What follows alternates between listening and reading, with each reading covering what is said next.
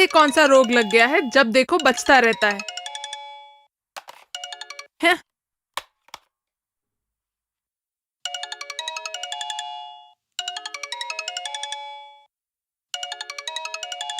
इसे और कोई काम नहीं है।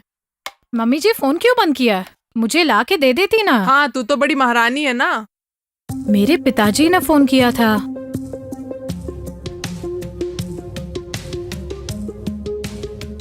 हाँ, हेलो। पिताजी, मैं मोनिका बोल रही हूँ। आपने फोन किया था? वो इसलिए कि तुम्हारी माँ की तबीयत ठीक नहीं है। क्यों, क्या हुआ? माँ की तबीयत को क्या हुआ? घबराने की बात नहीं है, उसे थोड़ा बुखार है। हमें वहाँ आना है। हाँ बेटी, 2 दिन के लिए आ जाओ तो अच्छा रहेगा। दामाद को साथ ले आना। ठीक है पिताजी, हम लोग आ जाएंगे। मोनिका, किसका फोन था? मेरे पिताजी का फोन था। माँ की तबीयत ठीक नहीं है, हम दोनों को वहाँ जाके 2 दिन रुकने के लिए बोल रहे हैं। ए सुन, तू वहाँ नहीं जा सकता। चाहे तो इसे भेज दे, ये हो आएगी। सुनिए ना, मम्मी जी तो ऐसे ही बोलेंगी। आप चलिए ना, हम लोग वहाँ होकर आते हैं। मैं सोच के बताता हूँ। अरे इसमें सोचने की क्या बात है? तू नहीं जा सकता, साफ साफ बोल देना। क्यों रे, तू उस घर में जाकर भला कैसे रहेगा? तुझे तो एसी रूम में सोने की आदत जो पड़ी है। वहाँ गर्मी में सड़ के, मच्छरों से कटवा के बीमार पड़ना है। मोनिका, माँ जो कह रही है वो भी सही बात है। तुम होके आ जाओ ना, कहो तो मैं तुम्हें कार से ड्रॉप कर देता हूँ। ठीक है।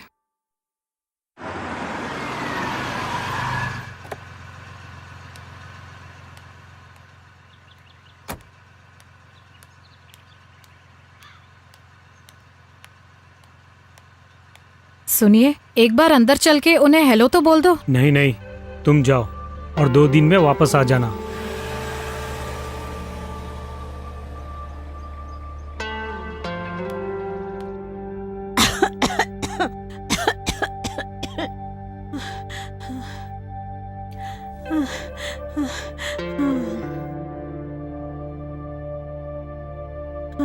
ठीक हो जाओगी।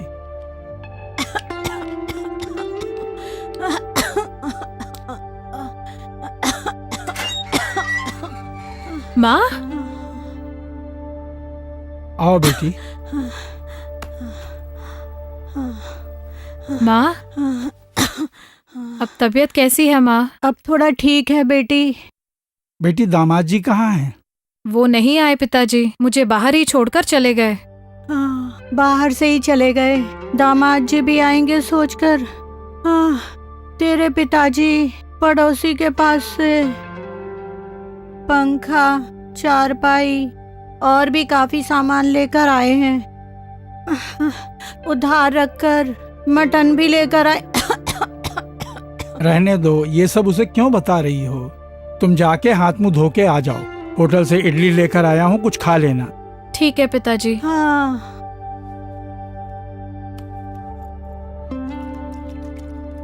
खाओ बेटी।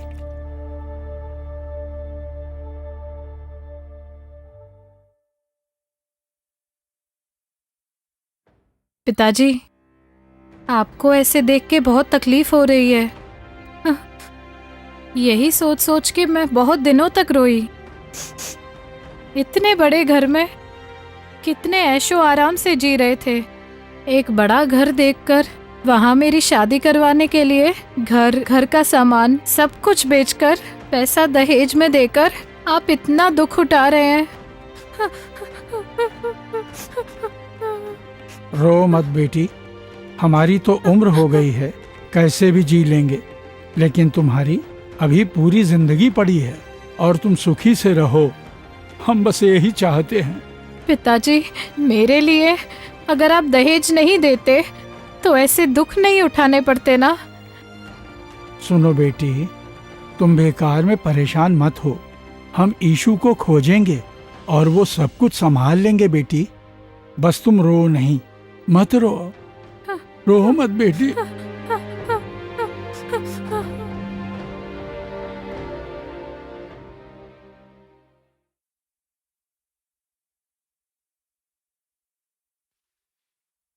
क्यों रे, तू ऐसा पत्थर की तरह क्यों बैठा है? अपनी बीवी को फोन करके बुला क्यों नहीं लेता? बोल दिया माँ, आज वो आ जाएगी। ये पैसे लो भैया।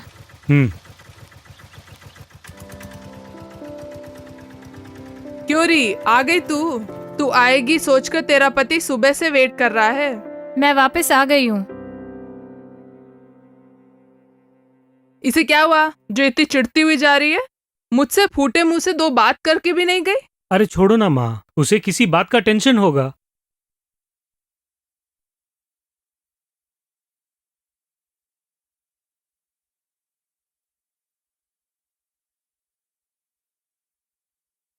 मोनिका, तुम इतनी गुमसुम क्यों हो? तुम्हारे वहां कोई प्रॉब्लम है क्या? क्या बात है? जब तक बताओगी नहीं तो मैं कैसे जानूंगा? मेरे माँ बाप ने ऐसा कौन सा पाप किया? वो क्यों इतना दुख उठा रहे? उनसे बस एक ही गलती हुई कि मेरी शादी बड़े घर में आपसे करवाई और भर भर के दहेज में पैसा दिया। अगर वो ऐसा ना करते तो आज वो भी ऐशो आराम से रहते। उनकी मदद करने के लिए न जाने कितनी बार मैंने आपसे कहा, आपने कुछ नहीं किया। हमारे सिवाय उनकी मदद करने वाला कोई भी नहीं है।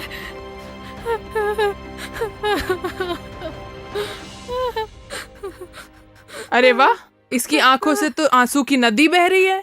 ए सुन, ये जो आंसू बहा रही है उन आंसुओं में तो डूब मत जाना, नहीं तो रोक कर तेरे पास जो कुछ है वो सब का सब छीन लेगी। तू जाके अपना काम देख जाना।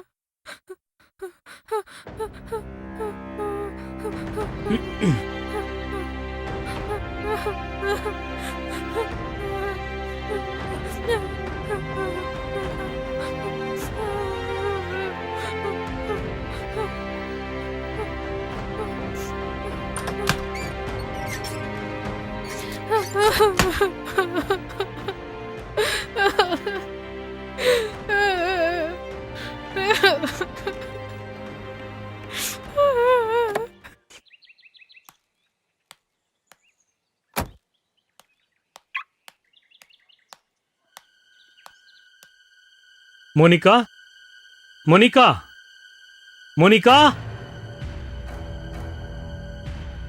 क्या बात है? तुम अभी तैयार हो? ऐसे क्यों पूछ रहे हो? बात क्या है? अरे बहुत अच्छी बात है, हम दोनों मिलकर तुम्हारे घर जाएंगे। हाँ, सच में? यकीन ही नहीं हो रहा। ये अचानक से वहाँ क्यों? क्यों का जवाब वहीं जान लेना। अब चलो। क्यों रे, तू इतनी जल्दबाजी में आके उसको कहाँ लेकर जा रहा अरे है? कहीं नहीं जा रहा हूँ, तुम आराम करो, आ जाओ।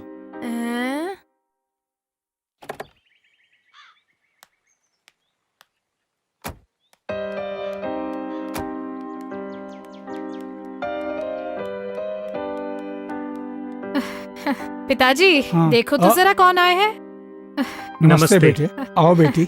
क्या बात है बेटी, एकदम अचानक से यहाँ? क्या बात है, मैं भी नहीं जानती। बहुत सस्पेंस रखा है। एक काम करो, तुम खुद इनसे पूछ लो। तुम ही बताओ बेटे, कोई खास बात है क्या? हाँ, खास बात ही है। मैंने मन फिरा लिया है और यही बात खास है। सच में? सुन के अच्छा लगा बेटे। पिताजी, इतने दिनों तक आपका दुख मैं जान ही नहीं पाया, लेकिन आज मैं सच में जान गया। लीजिए, ये रख लीजिए, इसमें 5 लाख रुपए हैं। हाँ, ये आप रख लीजिए। ये सब क्या है बेटे एकदम से? पहले ये पकड़िए ना, ये आपके ही पैसे हैं जो आपने मुझे दहेज में दिए थे।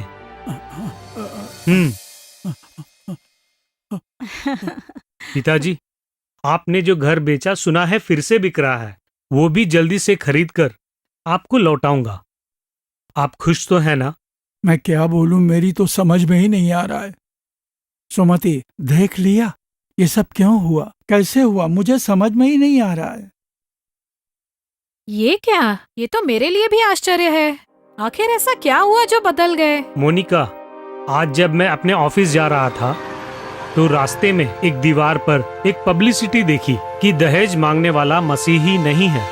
उस पब्लिसिटी में यही लिखा हुआ था। वो जो बात थी मेरी अंतरात्मा को बार बार कोस रही थी। हाँ? हाँ, अगर मैं सच्चा मसीही होता तो कभी दहेज नहीं लेता, लेकिन मुझसे ये पाप हो गया। ये उसी का परिहार है और इसीलिए मैं दहेज का पैसा वापस दे रहा हूँ। पिताजी, हो ना हो ये प्रभु यीशु मसीह का ही चमत्कार है। आप और माँ, आप दोनों अब से जिस घर में रहेंगे वो छोटा घर नहीं, बड़ा घर होगा।